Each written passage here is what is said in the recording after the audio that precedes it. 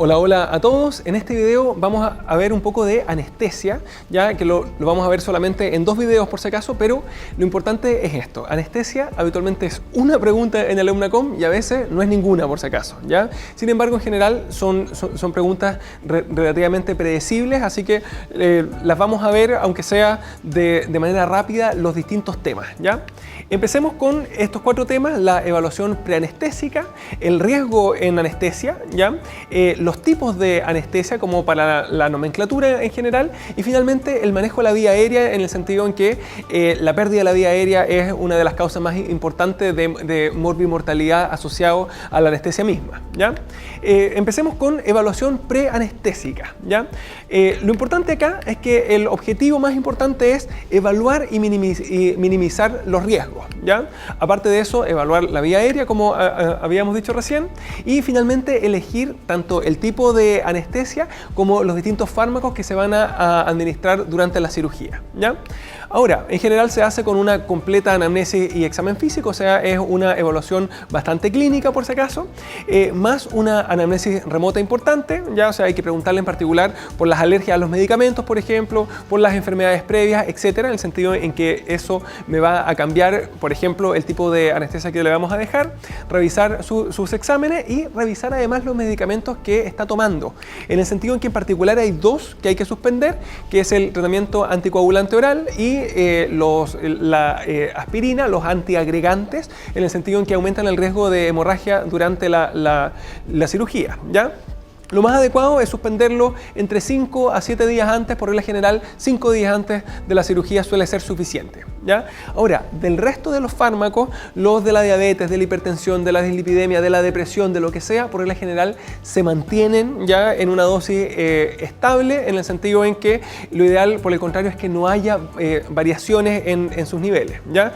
En cambio, los anticoagulantes y los antiagregantes, eso hay que suspenderlos sí o sí, y además que no está ahí, hay que suspender los AINES, en el sentido en que los AINES actúan como antiagregantes, así que habitualmente se van a suspender por lo menos unos 2 días antes de la cirugía, ¿ya? Así que en resumen se suspenden solamente esos 3 medicamentos, los anticoagulantes, la aspirina en específico y los demás AINES además, ¿ya?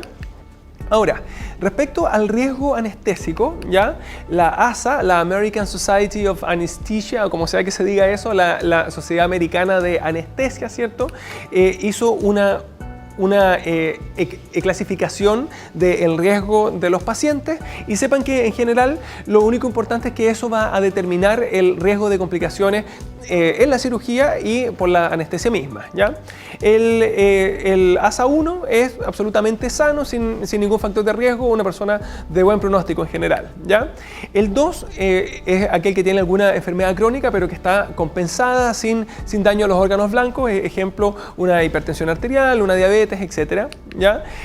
La 3 es una enfermedad crónica pero ya con daño a órgano blanco o que está descompensada, ejemplo, que viene con una insuficiencia cardíaca, con una insuficiencia renal importante, con un daño hepático crónico, etcétera. El 4 es uno que además viene con riesgo vital, ¿ya? Ejemplo, viene con un infarto, con alguna otra cosa que eventualmente pueda matarlo ahora, como ejemplo una insuficiencia cardíaca severa con edema pulmonar, o sea que es un paciente que eventualmente se puede morir si es que yo no hago algo ahora en el corto plazo, ¿ya? Finalmente está el ASA 5, que es el que viene moribundo, en que lo más probable es que se va a morir con cirugía o sin cirugía, pero que acá en el fondo esta cirugía y esta anestesia que se está administrando es buscando hasta cierto punto de manera heroica, ¿cierto?, que se pueda salvar, ¿ya? Ejemplo, una disección aórtica severa que se rompió, ya alguna cosa así muy grave en el sentido en que eventualmente sí se puede salvar, ¿ya? Ahora, hay algunas personas que incluyen el ASA 6, que es el paciente que ya está muerto, que está en muerte cerebral y que simplemente está en la cirugía para procurar sus órganos de manera de hacer un trasplante después, ¿ya? Que aún así hay que administrarles algunos fármacos anestésicos para mantener la homeostasis y para que los órganos se mantengan lo mejor posible antes de extraerlos para poder entregarlos después al receptor del órgano, ya de la donación, ¿ya? Ahora, En específico, el riesgo se puede ver según cada uno de los sistemas y en particular es importante saber las enfermedades que tienen más riesgo de tipo cardiovascular y respiratorio.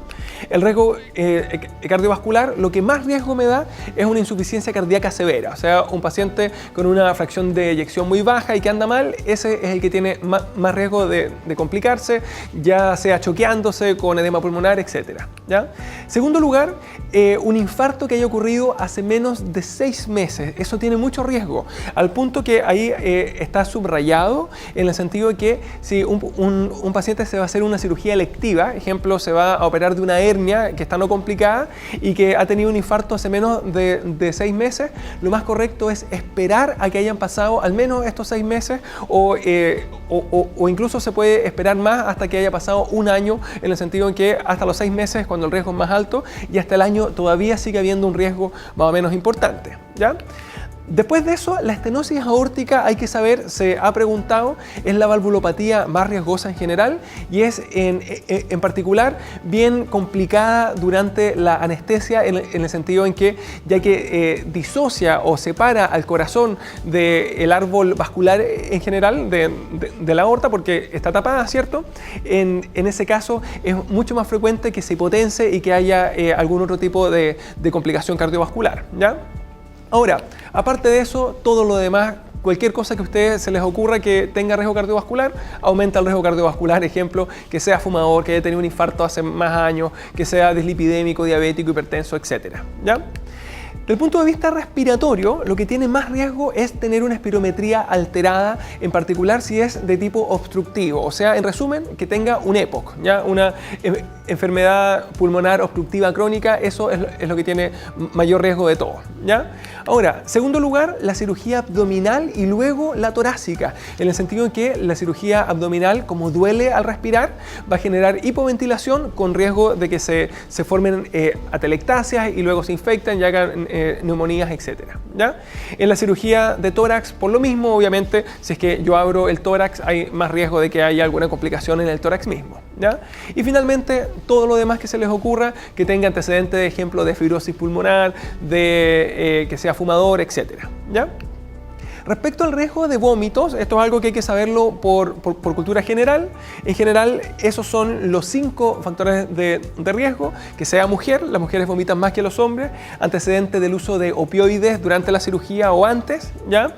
Que sea no fumador o no fumadora, en el sentido en que fumar, en este caso, sirve para alguna cosa, al menos sirve para que haya menos vómitos. Ahora, obviamente, el riesgo cardiovascular se dispara y el respiratorio igual, así que idealmente no hay que fumar y hay que suspender el cigarrillo siempre, pero en particular si alguien va a operarse, hay que suspenderlo con bastante anticipación idealmente.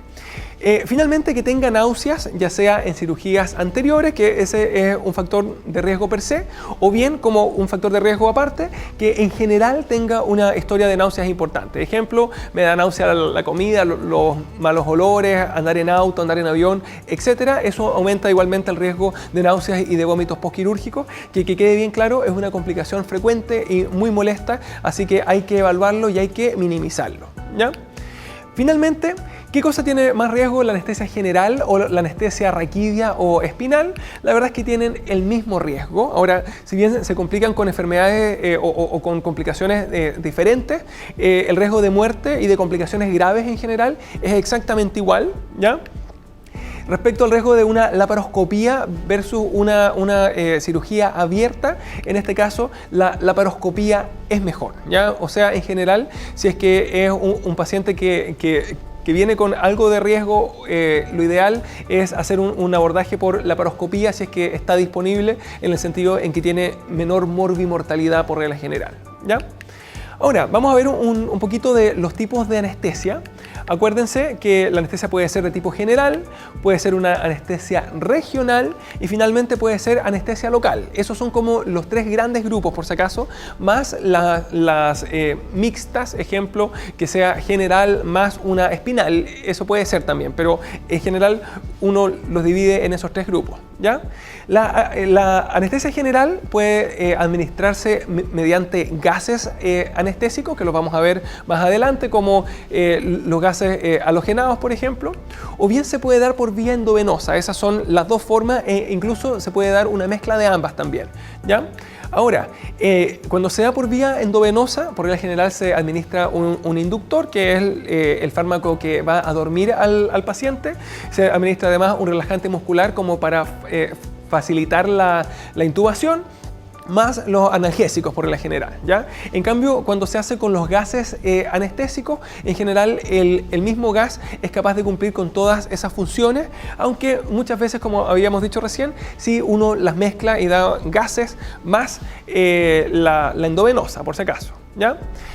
Respecto a la anestesia regional, ya en general, y la local, ambas utilizan a los anestésicos locales como fármacos, ¿ya? Así que quede bien claro cuando yo voy a indicarle una anestesia raquídea, por ejemplo, en ese caso se usa la bupivacaína, por ejemplo, que es un anestésico local, y en la anestesia local de la piel, por ejemplo, voy a sacar un lunar, alguna cosa así, en ese caso igualmente se usa anestésicos locales como la lidocaína, por ejemplo, ¿ya? Ahora, se consideran la anestesia regional, por un lado la anestesia peridural y por otro lado la espinal, que es lo mismo que la anestesia raquídea, por si acaso, ¿ya? Y además incluye a los bloqueos de algún plexo nervioso, como el bloqueo del plexo braquial, o bien el bloqueo de algún nervio específico, ya que en ese caso habitualmente el anestesista conoce muy bien la anatomía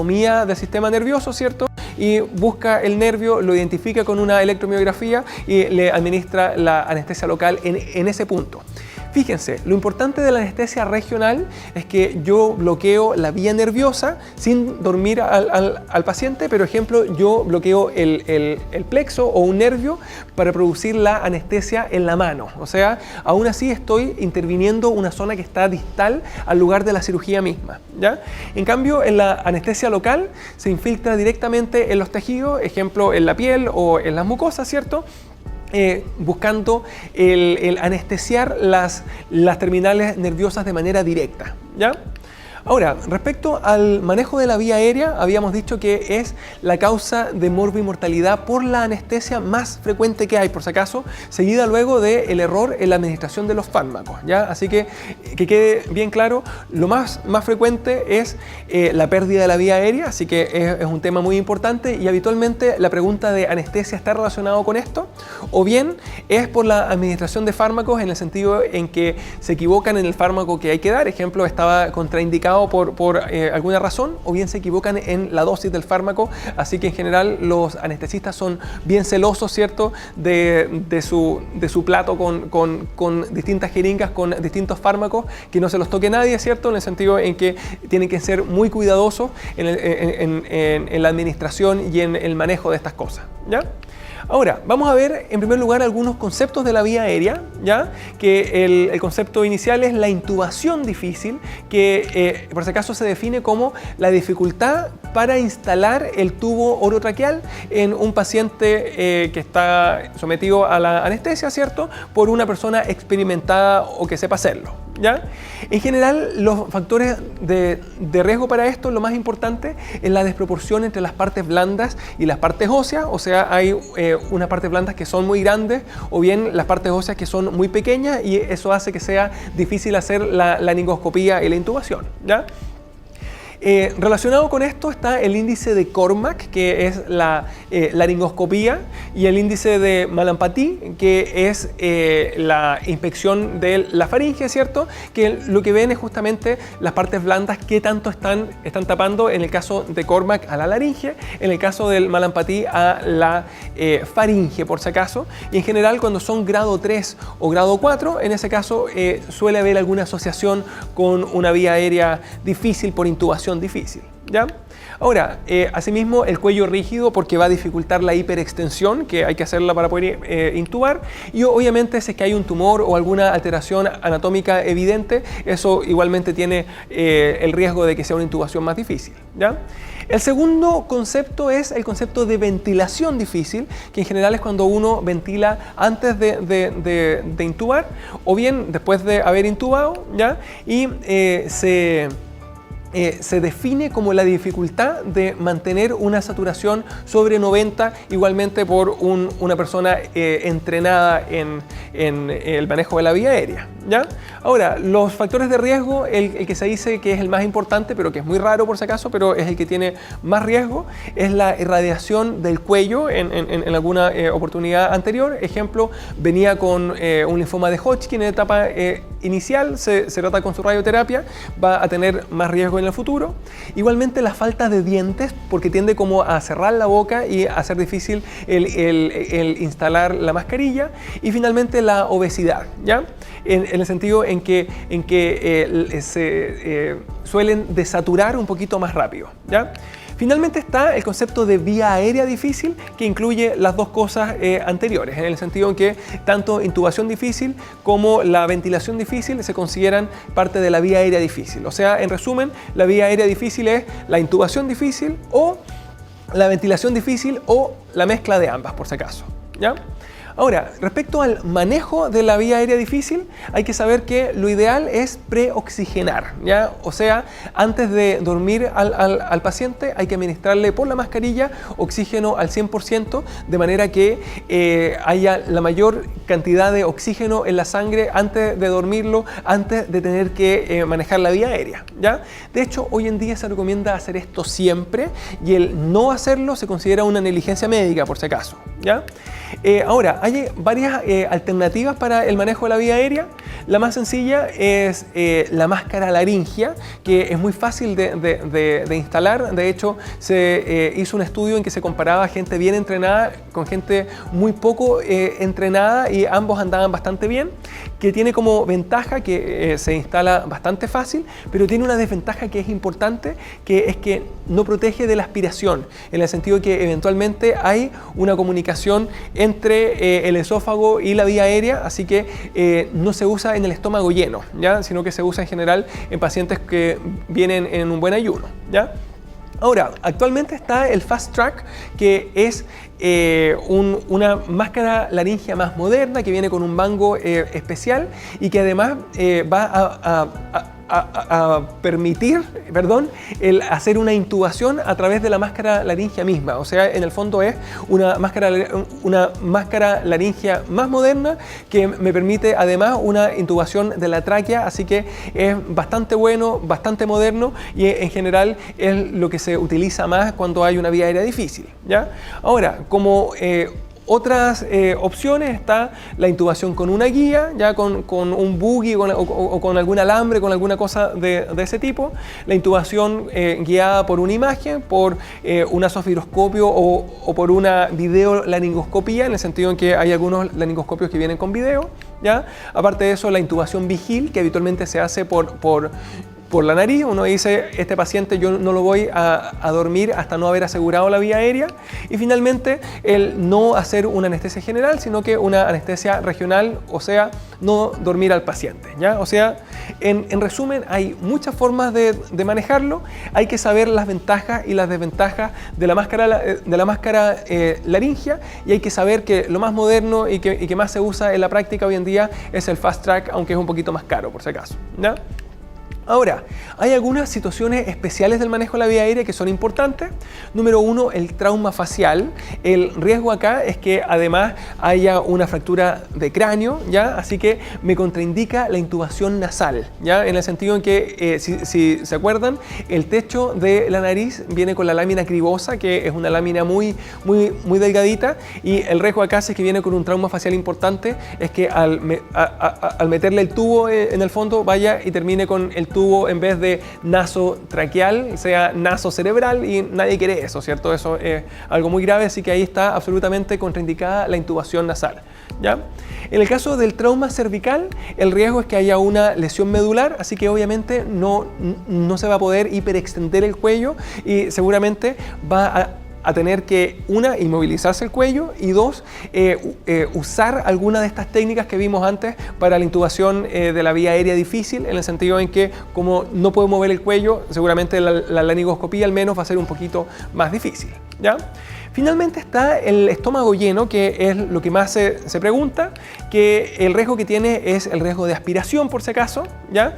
Ahora, En general, todas las cirugías de urgencia se consideran estómago lleno, en el sentido en que obviamente no vienen con el ayuno requerido para una cirugía. Incluso en el caso de que lleven más de 8 horas de ayuno, pero que sea una cirugía de urgencia de origen abdominal, ejemplo, por una diverticulitis, una apendicitis, alguna cosa de ese tipo, se considera estómago lleno siempre, por si acaso. Y finalmente, cuando el paciente debería haber estado en ayuno, ¿cierto?, pero lleva menos 8 horas de ayuno, se considera igualmente estómago lleno. O sea, en resumen, las cirugías de urgencia y las cirugías que no han cumplido el ayuno de 8 horas deben manejarse diferente, en el sentido en que tienen este riesgo de aspiración, ¿ya? Por regla general, lo que uno hace es una cosa que se llama la secuencia de intubación rápida o intubación en secuencia rápida, en el sentido en que al paciente se lo duerme y se lo intuba rápidamente, ¿ya? Ahora, esto sigue un orden y hay que saberlo, ¿ya? Número 1, hay que preoxigenar sí o sí, que ya habíamos dicho que se hacía siempre. Número 2, en este caso no se ventila, a diferencia de cuando hay estómago vacío, en que se puede ventilar al paciente hasta que se decide intentar la intubación. Aquí en cambio está absolutamente contraindicada la ventilación, porque le puedo llenar de aire el estómago y aumenta el riesgo de vómito o de regurgitación y aspiración, ¿ya? Además se induce y se relaja relativamente rápido, ¿ya? En el sentido en que lo duermo y se relaja habitualmente con succinilcolina, que es la que actúa más rápido y que tiene un efecto más corto además, ¿ya? Y habitualmente durante el tiempo en que no se ha intubado se hace la famosa maniobra de Selig, que es el comprimir la laringe, ¿cierto?, en contra del esófago, de manera de, por un lado, el colapsar al esófago para que no se devuelva el contenido gástrico, y por otro lado me ayuda también a visualizar más fácil a las cuerdas vocales para poder instalar el tubo, que es el último paso, que es la instalación del tubo orotraqueal, por si acaso, ¿ya? O sea, en resumen, no hay que ventilar y hay que hacer toda esta inducción lo más rápido posible, con la intubación lo más rápido, para evitar este riesgo de aspiración, ¿ya? Ahora, algunas otras opciones sería la intubación vigil, y finalmente está el videolaringoscopio, que según algunos van y dicen que es el tratamiento de elección, en el sentido en que habitualmente no falla, por si acaso, pero la verdad es que suele ser el manejo de rescate. O sea, en general el estómago lleno se va a manejar con la intubación en secuencia rápida, y solamente cuando esa falla y no doy con la tráquea, sino que estoy intubando el esófago, por ejemplo, en ese caso va a tener que utilizarse lo antes posible el videolaringoscopio para hacer una intubación segura y rápida, ¿ya? Ahora, ¿cómo se evalúa el éxito de la intubación? Por regla general, el gold standard es la capnografía, ¿ya? Ahora, ¿qué es la capnografía? Es que el mismo tubo va a estar, o la máscara laringea o lo que sea, va a estar conectado a un dispositivo, al aparato de la anestesia en general, al ventilador, que va a ir midiendo el CO2, ¿ya? Y habitualmente una capnografía normal adquiere esa curva, como esa forma, ¿ya? Que ahí es cuando está expirando, ¿ya? Es cuando expira, en el sentido en que bota el aire que viene con CO2, así que los niveles de CO2 suben, ¿ya? O sea, el CO2 en el aire expirado es alto, ¿ya? Luego en la inspiración, en cambio, el CO2 baja porque está entrando aire que viene desde el exterior, en el fondo, que viene sin CO2.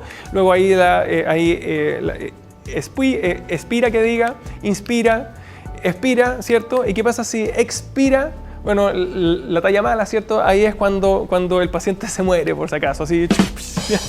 Eso, bueno, y eso fue anestesia. Nos vemos en el siguiente video, ¿ya? Más adelante les voy a contar alguna talla que sea mejor que esta de ahora, ¿ya? Que estén muy bien y les vaya bien.